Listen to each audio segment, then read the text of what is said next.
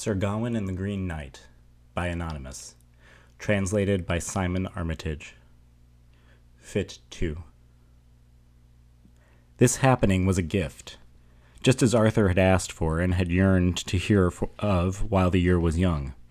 And if guests had no subject as they strolled to their seats, now they chattered of Gawain's chances in this challenge. And Gawain had been glad to begin the game. But don't be so shocked should the plot turn pear-shaped, for men might be merry when addled with mead, but each year, short-lived, is unlike the last, and rarely resolves in the style it arrived. So the festival finishes, and a new year follows in eternal sequence, season by season. After lavish Christmas come the lean days of Lent, when the flesh is tested with fish and simple food.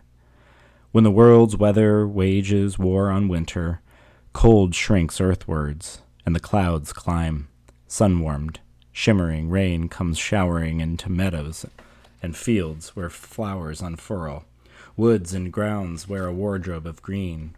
Birds burble with life and build busily, as summer spreads, settling on slopes as it should. Now every hedgerow brims with blossom and with bud, and lively songbirds sing from lovely leafy woods. So summer comes in season, with its subtle airs, when the west wind sighs among shoots and seeds, and those plants which flower and flourish are a pleasure, as their leaves let drip their drink of dew, and they sparkle and glitter when glanced by sunlight. Then autumn arrives to harden the harvest, and with it comes a warning to ripen before winter. The drying airs arrive, driving up dust from the face of the earth to the heights of heaven, and wild sky wrestles the sun with its winds, and the leaves of the lime lay littered on the ground, and grass that was green turns withered and gray. Then all which had risen over-ripens and rots, and yesterday on yesterday the year dies away, and winter returns, as is the way of the world through time. At Michaelmas the moon stands like that season's sign, a warning to Gawain to rouse himself and ride. Yet by All Saints' Day he was still at Arthur's side, and they feasted in the name of their noble knight with the revels and riches of the Round Table. The lords of that hall and their loving ladies were sad and concerned for the sake of their knight, but nevertheless they made light of his load. Those joyless at his plight made jokes and rejoiced. Then sorrowfully after supper he spoke with his uncle, and openly talked of the trip he must take. "Now, lord of my life, I must ask for your leave. You were witness to my wager. I have no wish to retell you the terms. They're nothing but a trifle. I must set out tomorrow to receive that stroke from the knight in green, and let God be my guide." Then the cream of Camelot crowded round. Ewan and Eric and others of that ilk, Sir Dodinal the Dreaded, the Duke of Clarence, Lancelot, Lionel, Lucan the Good, and Sir Bors and Sir Bedivere, both big names, and powerful men such as Mador de la Porte. This courtly committee approaches the king to offer up heartfelt advice to our hero, and sounds of sadness and sorrow were heard, that one as worthy and well-liked as Gawain should suffer that strike but offer no stroke in reply. Yet keeping calm, the knight just quipped, "Why should I shy away? If fate is kind or cruel, men still must try." He remained all that day, and in the morning he dressed, asked early for his arms, and all were produced. First a rug of rare cloth was unrolled on the floor, heaped with gear which glimmered and gleamed, and onto it he stepped to receive his armored suit. He tries on his tunic of extravagant silk, then the neatly cut cloak closed at the neck, its lining finished with a layer of white fur. Then they settled his feet into steel shoes, and clad his calves, clamped them with greaves. Then hinged and highly polished plates were knotted with gold thread to the knight's knees. Then leg guards were fitted, lagging the flesh, attached with thongs to his thick-set thighs. Then comes the suit of shimmering steel rings, encasing his body and his costly clothes, well-burnished braces to both of his arms, good elbow guards, and glinting metal gloves, all the trimmings and trappings of a knight tricked out to ride, a metal suit that shone, gold spurs which gleam with pride, a keen sword swinging from the silk belt to his side. Fastened in his armor he seemed fabulous, famous, every link looking golden to the very last loop. Yet for all that mettle he still made it to mass, honored the Almighty before the high altar. After which he comes to the king and his consorts, and asks to take leave of the ladies and lords. They escort and kiss him, and commended him to Christ. Now Gringolet is rigged out and ready to ride, with a saddle which flickered with fine gold fringes and was set with new studs for a special occasion. The bridle was bound with stripes of bright gold. The apparel of the pearls was matched in appearance to the color of the saddlebows and crupper and cover. The nails of red gold were arrayed all around, shining splendidly like splintered sunlight. Then he holds up his helmet and kisses it without haste. It was strongly stapled, and its lining was stuffed, and sat high on his head, fastened behind with a colorful cloth to cover his neck, embroidered and bejeweled with brilliant gems on the broad silk shoulder, and with birds on the seams, such as painted parrots perched among periwinkles, and turtle-doves in true lovers' knots tightly entwined as if the women had worked it 7 winters at least. The diamond diadem was greater still. It gleamed with flawless, flashing gems, both clear and smoked, it seemed. Then they showed him the shining scarlet shield with its pentangle painted in pure gold. He seized it by its strap and slung it round his neck. He looked well in what he wore, and was worthy of it. And why the pentangle was appropriate to that prince I intend to say, though it will stall our story. It is a symbol that Solomon once set in place, and is taken to this day as a token of fidelity, for the form of the figure is a 5-pointed star, and each line overlaps and links with the last, so is ever eternal, and when spoken of in England is known by the name of the Endless Knot. So it suits this soldier, in his spotless armor, fully faithful in 5 ways 5 times over. For Gawain was as good as the purest gold, devoid of vices, but virtuous, loyal, and kind. So bore that badge on both his shaw and shield alike, a prince who talked the truth, a notable, a knight. First, he was deemed flawless in his 5 senses, and secondly, his 5 fingers were never at fault, and thirdly, his faith was founded in the 5 wounds Christ received on the cross, as the creed recalls, and fourthly, if that soldier struggled in skirmish, one thought pulled him through above all other things, the fortitude he found in the 5 joys, which Mary had conceived in her Son, our Savior. For precisely that reason the princely rider had the shape of her image inside his shield, so by catching her eye his courage would not crack. The 5th set of 5, which I heard the knight followed, included friendship and fraternity with fellow men, purity and politeness that impressed at all times, and pity, which surpassed all pointedness. 5 things, which meant more to Gawain than to most other men. So these 5 sets of 5 were fixed on this knight, each linked to the last through the endless line, a 5-pointed form which never failed, never stronger to one side or slack at the other, but unbroken in its being from beginning to end. However, its trail is tracked and traced. So the star on the spangling shield he sported shone royally in gold on a ruby-red background, the pure pentangle, as people have called it for years. Then, lance in hand, held high, and got up in his gear, he bids them all goodbye one final time, he fears.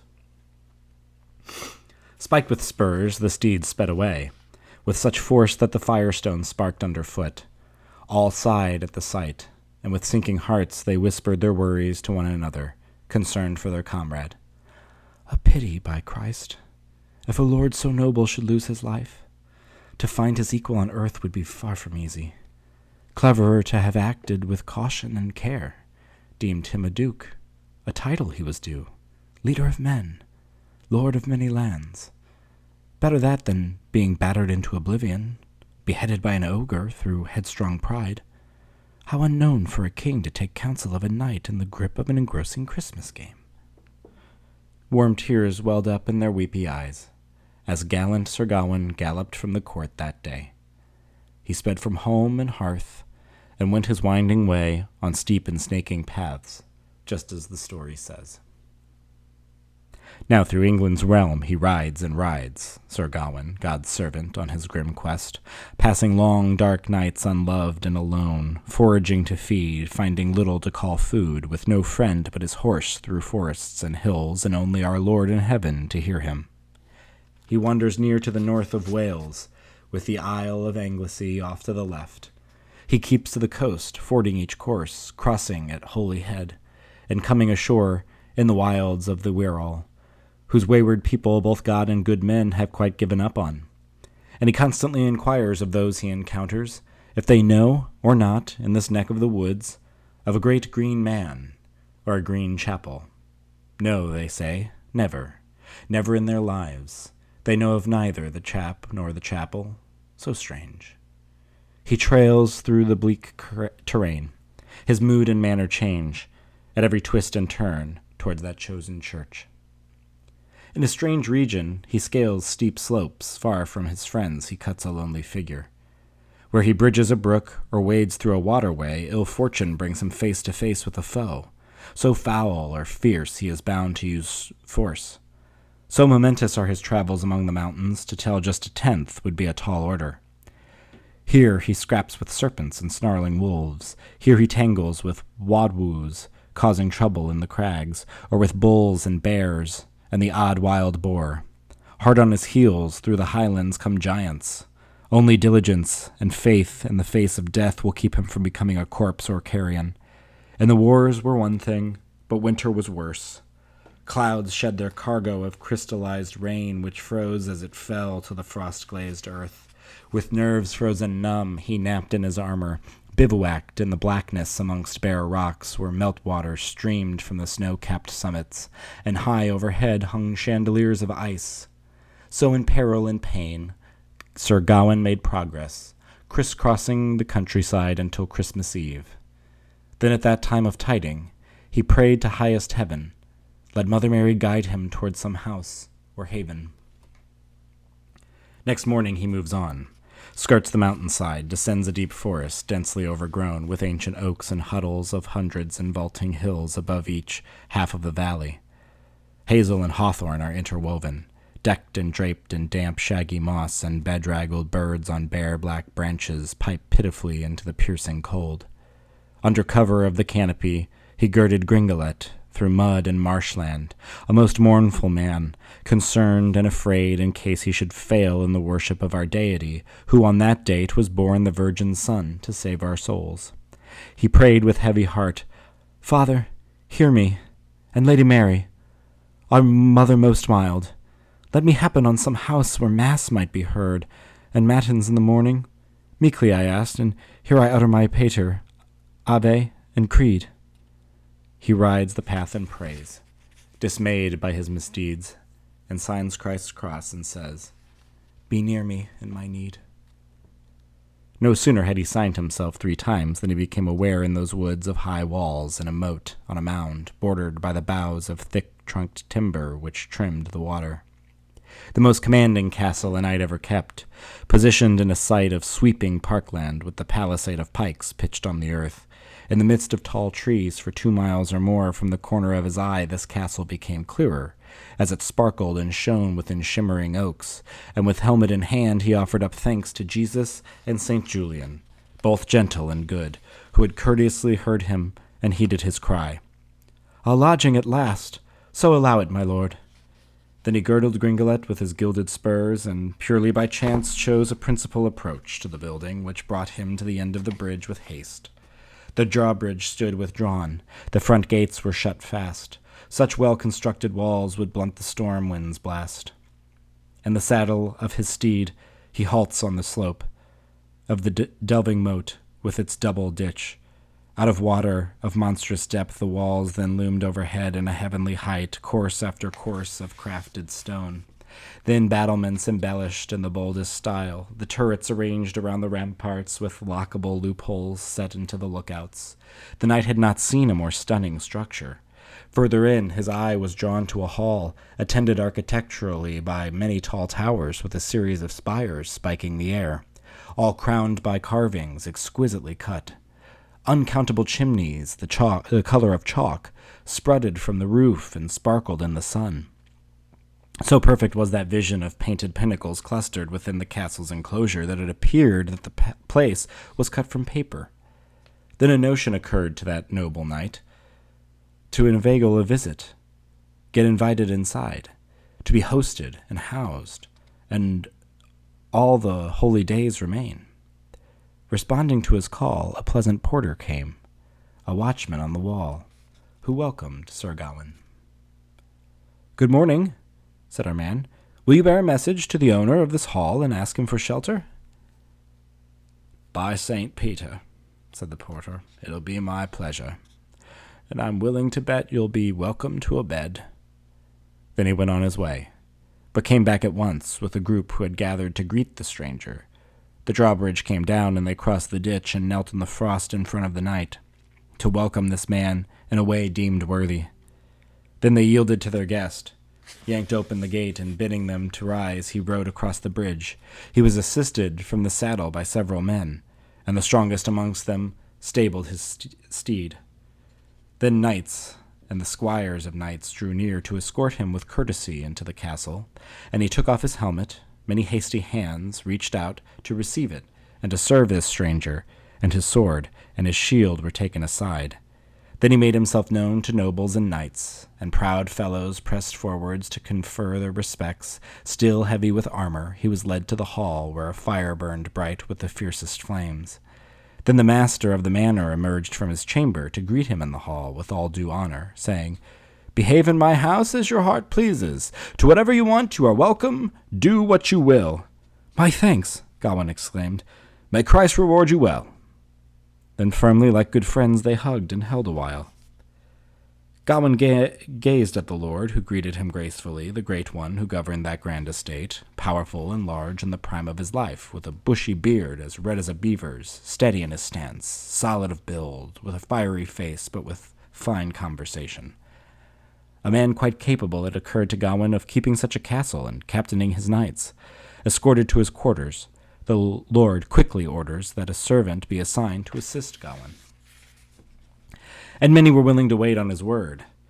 They brought him to a bedroom, beautifully furnished, with fine silken fabrics, finished in gold, and curious coverlets lavishly quilted, and bloodless ermine and embroidered to each border. Curtains ran on cords through the red gold rings. Tapestries from Toulouse and Turkestan were fixed against the walls and fitted underfoot. With humorous banter, Gawain was helped out of his chainmail coat and dusty and costly clothes. Then they rushed to bring him an array of robes of the choicest cloth. He chose and changed, and as soon as he stood in the stunning gown with its flowing skirts which suited his shape, it almost appeared to the persons present that spring, with its spectrum of colors, had sprung. So alive and lean were that young man's limbs, a nobler creature Christ has never created, they declared. This knight, whose country was unclear, now seemed to them by sight a prince, without a peer, in fields where fierce men fight. In front of a flaming fireside, a chair was pulled into place for Gawain and padded with covers and quilts all cleverly stitched. Then a cape was cast across the knight, of rich brown cloth with embroidered borders, finished inside with the finest furs, ermine to be exact, and a hood which echoed it, resplendently dressed as he settled in his seat. As his limbs thawed, so his thoughts lightened. Soon the table was set on sturdy trestles, covered entirely with a clean white cloth, and cruets of salt and silver spoons. In a while he washed and went to his meal. Staff came quickly and served him in style, with several soups all seasoned to taste, double helpings, as was fitting, and a feast of fish, some baked in bread, some browned over flames, some boiled or steamed, some stewed in spices and subtle sauces to tantalize his tongue. 4 or 5 times he called it a feast, and the courteous company happily cheered him along. "On pennants' plates you dine, there's better board to come." The warming, heady wine then freed his mind for fun. Now, through tactful talk and tentative inquiry, polite questions are put to this prince. He responds respectfully and speaks of his journey from the court of Arthur, king of Camelot, royalty and ruler of the Round Table, and he says they now sit with Gawain himself, who has come here at Christmas time quite by chance. Once the master has gathered that his guest is Gawain, he thinks it so thrilling. He laughs out loud. All the men of that manor were of the same mind, being keen and quick to appear in his presence. This person famed for prowess and purity, whose noble skills were sung to the skies, whose life was the stuff of legend and lore. Then Night spoke softly to Night, saying, "Watch now, We'll witness his graceful ways, hear the faultless phrasing of flawless speech. If we listen, we will learn the merits of language, since we have in our hall a man of high honor. Ours is a generous and giving God, to grant that we welcome Gawain as our guest, as we sing of his birth, who was born to save us. We few shall learn a lesson here, in tact and manners true, and hopefully will hear love's tender language, too. Once dinner was done, Gawain drew his feet, and darkness neared as day became dusk. Chaplains went off to the castle's chapels to sound the bells hard, to signal the hour of evensong, summoning each and every soul. The Lord goes alone. Then his lady arrives, concealing himself in a private pew. Gawain attends too, tugged by his sleeve. He is steered to a seat, led by the Lord, who greets Gawain by name as his guest. No man in the world is more welcome, are his words. For that he is thanked, and they hug there and then, and sit as a pair through the service and prayer. Then she who desired to see this stranger came from her closet with her sisterly crew. She was fairest amongst them, her face, her flesh, her complexion, her quality, her bearing, her body, more glorious than Guinevere, or so Gawain thought, and in the chancel of the church they exchanged courtesies.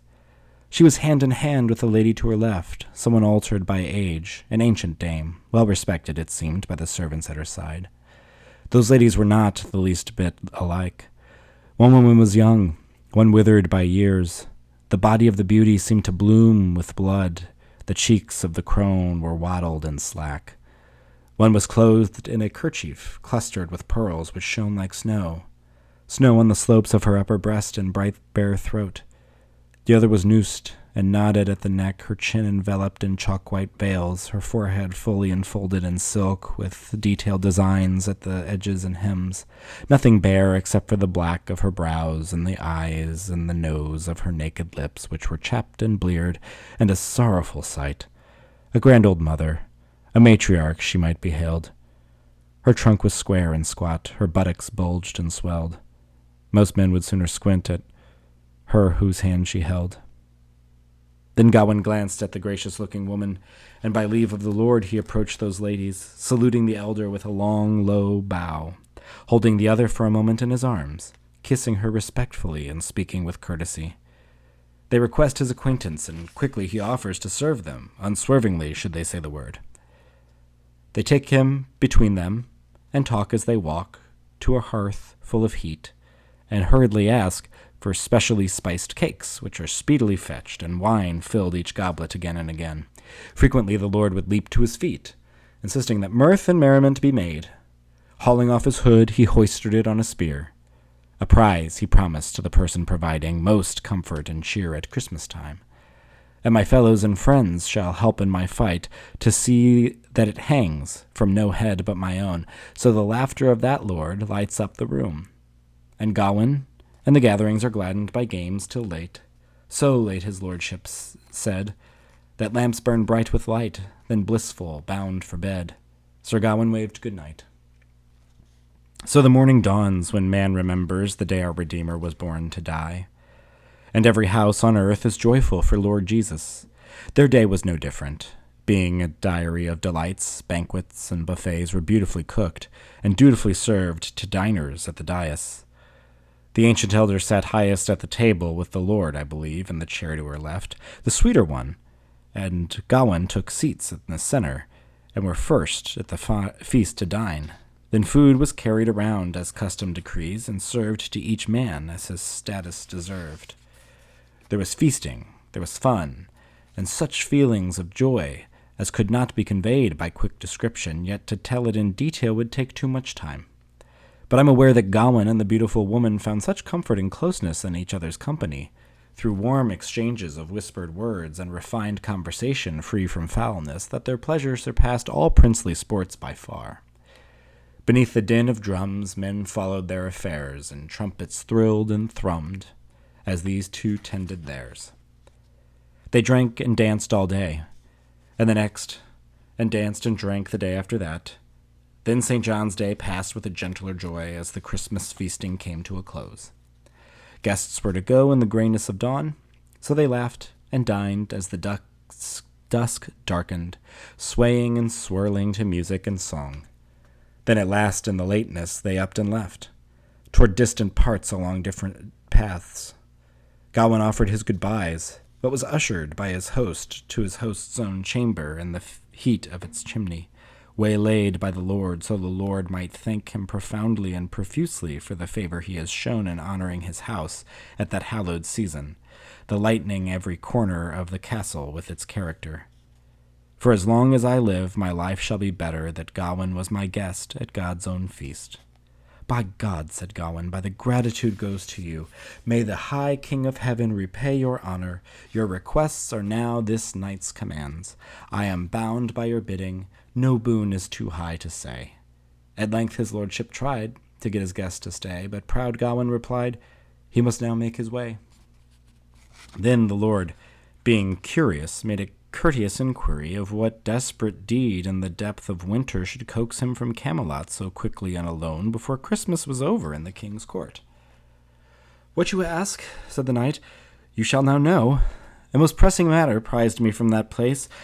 I myself am summoned to seek out a site, and I have not the faintest idea where to find it. But find it I must by the first of the year and not fail, for all the acres in England, so help me Lord. And in speaking with my quest, I respectfully request that you tell me in truth if you have heard the tale of a green chapel, or the grounds where a green chapel stands, or the guardian of those grounds who is colored green. For I am bound by a bond, agreed by us both to link up with him there, should I live that long. As dawn on New Year's Day draws near, if God sees fit, I shall face that freak more happily than I would the most wondrous wealth. With your blessing, therefore, I must follow my feet. In 3 short days my destiny is due, and I would rather drop dead than default from duty. Then, laughing out loud, the Lord said, relax. I'll direct you to your rendezvous when the time is right. You'll get to the Green Chapel, so give up your grieving. You can bask in your bed, bide your time, save your fond farewells till the first of the year, and still meet him by mid-morning to do as you may. So stay. The guide will get you there at dawn on New Year's Day. The place you need is near, 2 miles at most away. Then Gawain was giddy with gladness, and declared, for this is more than anything, I thank you thoroughly. Now my sight is set, and I'll stay at your service until that time, attending every task. The Lord squeezed Gawain's arm and seated him at his side, and called for the ladies to keep him company. There was pleasure aplenty in their private talk.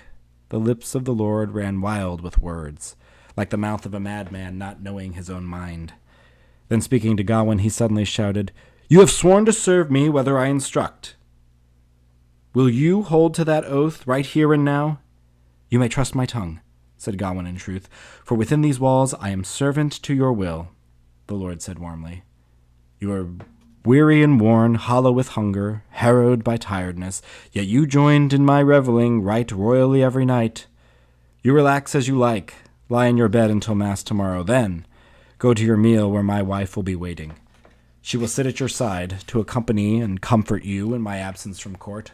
So lounge. At dawn I'll rise and ride to hunt with horse and hound.